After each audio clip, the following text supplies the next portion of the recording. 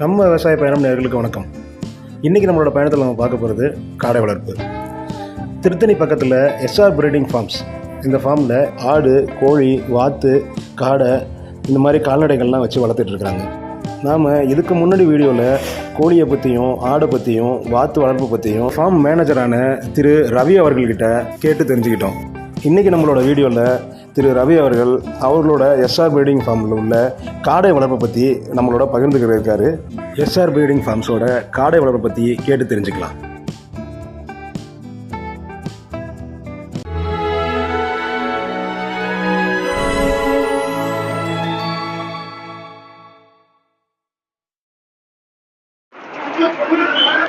Sir வணக்கங்க sir. இது நான் ரவிங்க, எஸ்ஆர் பிரீடிங் ஃபார்மோட மேனேஜருங்க சார். இது கார்த்திகைபுரத்தில் இருக்குது, திருத்தணி தாலுக்குங்க.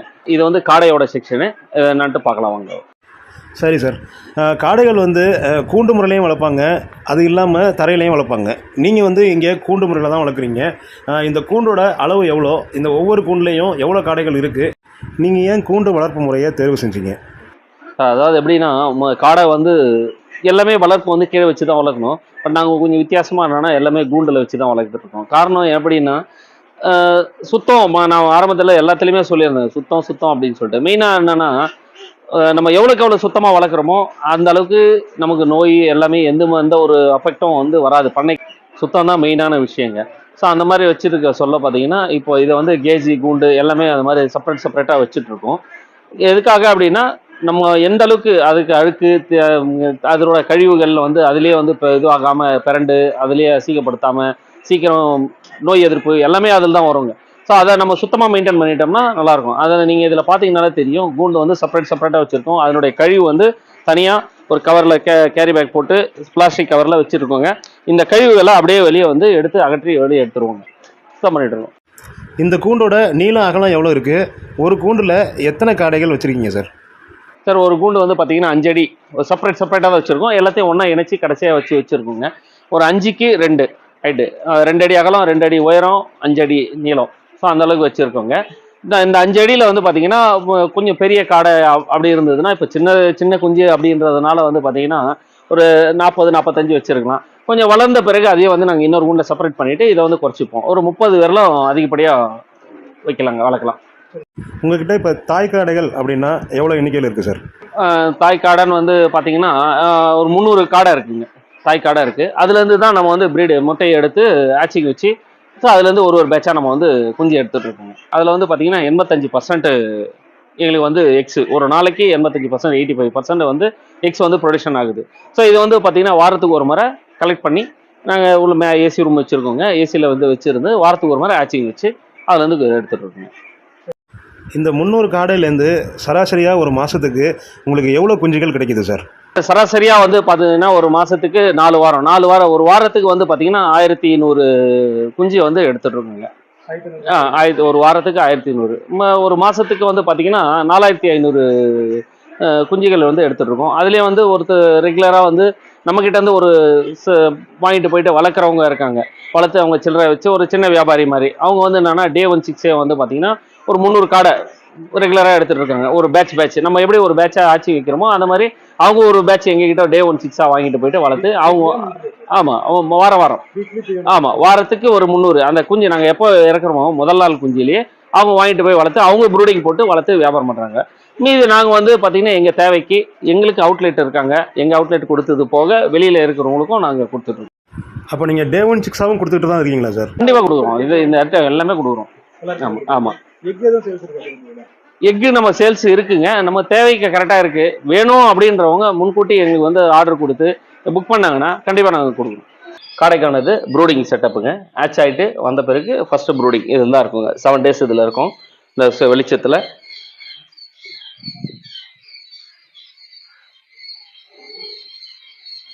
இது என்ன சைஸ் இருக்கு? டயம் பார்த்தீங்கன்னா ஒரு 7 அடிக்கு ஒரு சர்க்கிள். ஒரு 600லேருந்து 700 குஞ்சு விடலாங்க. ஆமாம். இது பார்த்தீங்கன்னா ப்ரூடிங் செட்டப்பில் பார்த்தீங்கன்னா 7 நாள் இருக்குங்க. அதுக்கப்புறம் இதுக்கு அடுத்த 7 days இந்த செட்டப்பில் தனியாக இருக்கும். வெளிச்சத்தில் ஃபீட் எடுத்துகிட்டு இருக்கோங்க. ஆமாம், வெளிச்சம் ப்ரூடிங் கிடையாது. வெளிச்சம்.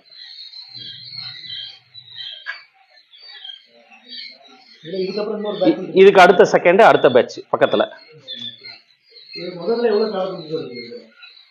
ஒரு இடத்துலயும் பாத்தீங்கன்னா 750 இருந்து 800 எல்லாம் இருக்குங்க.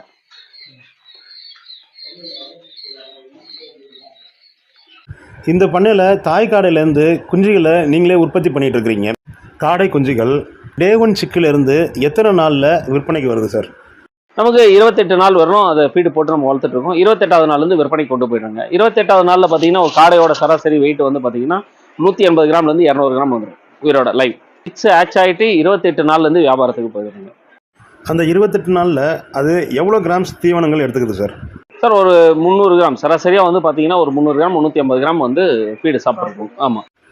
காடைகளுக்கு என்ன மாதிரி தீவனங்கள் கொடுக்குறீங்க சார்?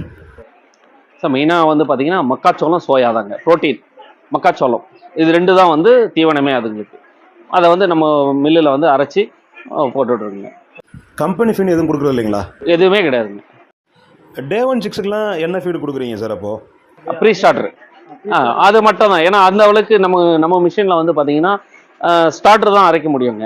ஸோ அந்த ப்ரீ ஸ்டார்டருக்கான வசதி நம்ம மிஷினில் இல்லாதனால அது ப்ரீ ஸ்டார்டர் மட்டும் அதாவது 1 வீக்குக்கு மட்டும்தான் நம்ம வெளியிலேருந்து ப்ரீ ஸ்டார்டர்னு வாங்குறோங்க. அதுக்கப்புறத்துலேருந்து பார்த்தீங்கன்னா ஸ்டார்டர்லேருந்து நம்ம ஃபீடு தான் யூஸ் பண்ணிட்டு இருக்கோம். சார் காடைக்கு வந்து பார்த்தீங்கன்னா மக்காச்சோளம், சோயா. ஸோ மெயினாக இது தாங்க.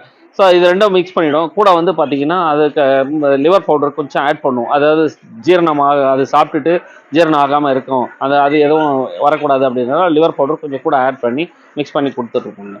மற்றபடி வேறு எதுவும் இல்லை. சரி சார், ஒரு முழுசாக வளர்ந்த காடை நீங்கள் என்ன விலைக்கு விற்பனை பண்ணுறீங்க? ஒரு காடையில் உங்களுக்கு என்ன லாபம் கிடைக்குது சார்? இப்போ நம்ம வந்து பார்த்தீங்கன்னா 40 ரூபா ரேட்டுக்கு வந்து கொடுக்குறோம். 40, 45 ரேட்டுக்கு மார்க்கெட் பொறுத்து வந்து கொடுத்துட்ருக்குங்க. சராசரியாக இப்போ செலவுலாம் போக ஒரு காடைக்கு வந்து பார்த்தீங்கன்னா நமக்கு ஒரு 5 ரூபா நிற்குங்க.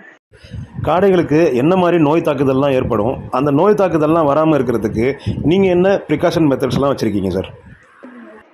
காடைக்கு பொதுவாக வந்து காடை, வாத்து இதெல்லாம் வந்து பார்த்தீங்கன்னா அவ்வளோ சீக்கிரம் நோய் வந்து அண்டாது. கோழிக்கு தான் கொஞ்சம் இருக்கும். அதை வந்து கோழி ப்ரிகாஷன் நாங்கள் வந்து சேஃப்டின்றது வந்து சுத்தம்ன்றதுனால ப்ரிகாஷனாக வச்சுருக்கிறதுனால எந்த இதுவும் இல்லை. அதையே தான் எல்லாத்துக்குமே நாங்கள் ஃபாலோ பண்ணிகிட்டு இருக்கோம். இப்போ வாத்தாக இருந்தாலும் சரி, காடையாக இருந்தாலும் சரி.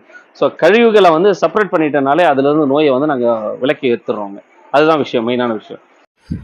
சரி சார், இப்போது காடை வளர்ப்பில் பார்த்தீங்கன்னா ஒரே மாதத்தில் நம்ம லாபம் பார்க்க முடியும் அப்படின்ற பேச்சுகள் அடிப்படுது. அது இல்லாமல் காடைகளுக்கு எந்த நோய் தாக்குதலும் வராது, அதை வந்து பராமரிக்கிறது ரொம்ப எளிது, அதுக்கான செலவுகள் ரொம்ப கம்மி அப்படிங்கிற மாதிரியான ஒரு பேச்சுகள் இருக்குது.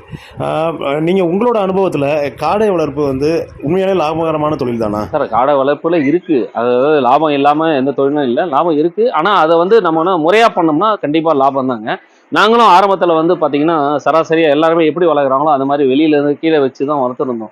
ஸோ அதில் அது நிறைய வந்து இடைஞ்சு அதெல்லாம் பார்த்த பிறகு தான் எங்களுக்கே தெரியும் அதனுடைய கழிவுகள். அது நிறைய தண்ணி எடுக்க சொல்ல வந்து அதை சுற்றி இருக்கிற இடம்லாம் ரொம்ப சேதாரம் பண்ணுறது, அதுலேருந்து புழு உற்பத்தி பண்ணி நிறைய இந்த மாதிரிலாம் வந்து நாங்கள் கஷ்டங்கள் பார்த்து அதை எப்படி அதிலேருந்து அதை மீட்டு கொண்டு வர்றது அப்படின்னு சொல்லி பார்த்துட்டு அதனால தான் அதுக்கப்புறம் இந்த மாதிரி செப்பரேட் கூண்டு டைப்பில் பண்ணி அந்த கூண்டுலேயும் வந்து பார்த்தீங்கன்னா இந்த நிப்பல் சிஸ்டம் தண்ணி வந்து பார்த்தீங்கன்னா எதுவுமே வந்து வேஸ்ட் ஆகாமல் தண்ணி இதிலிருந்து நிப்பல் சிஸ்டத்தில் போயிட்டு இதனுடைய கழிவுகள்லாம் வெளியே போய் கலெக்ட் பண்ணி ஸோ அந்த மாதிரி வந்து இதை வந்து எங்களுடைய எக்ஸ்பீரியன்ஸ்லேயே நாங்கள் கொஞ்சம் கொஞ்சமாக இம்ப்ரூவ் பண்ணி இந்த மாதிரி கொண்டு போனால் தான் பிரச்சனை இல்லாமல் வரும் அப்படின்னு சொல்லிட்டு அதை கொண்டு வந்திருக்கோம் ஃபைனலாக. இப்போ இந்த மாதிரி இருக்கிறதுனால கண்டிப்பாக எந்த ஒரு நோய் எதுக்கும் இல்லை. வேலை ஒர்க் பண்ணுறவங்களுக்கும் வந்து பார்த்தீங்கன்னா சிரமம் கிடையாது. இந்த மாதிரி ஒரு பிளாஸ்டிக் ஐட்டம் போட்டு அதுலேருந்து கழிவுகளை கரெக்டாக வாரத்துக்கு ஒரு முறை எடுத்து நாங்கள் க்ளீன் பண்ணி சுத்தம் பண்ணி பராமரிக்கிறதுனால எங்களுக்கு எந்த ஒரு நோய் விஷயங்களும் இல்லை, சுத்தமாக இருக்குங்க. இந்த எஸ்ஆர் ப்ரீடிங் ஃபார்மில் நீங்களே 3 இறைச்சி கடைகள் வச்சுருக்கீங்க. இந்த இறைச்சி கடைகளில் காடை இறைச்சியோட விற்பனை எப்படி இருக்குது சார்? நான் பொதுவாகவே எல்லாமே நல்லா இருக்குங்க. இப்போ எல்லாருக்கும் ஒரு வரவேற்பு மக்கள் மத்தியில் வந்து இப்போ காடையை பொறுத்தவரைக்கும் நல்ல வரவேற்பு இருக்குது. நிறைய இடத்துல கேட்டு வாங்கி சாப்பிட்றாங்க.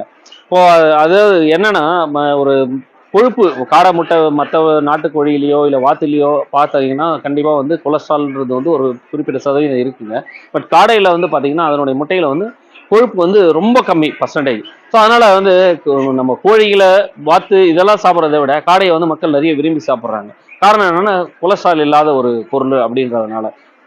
ரொம்ப நன்றி சார். நன்றிங்க.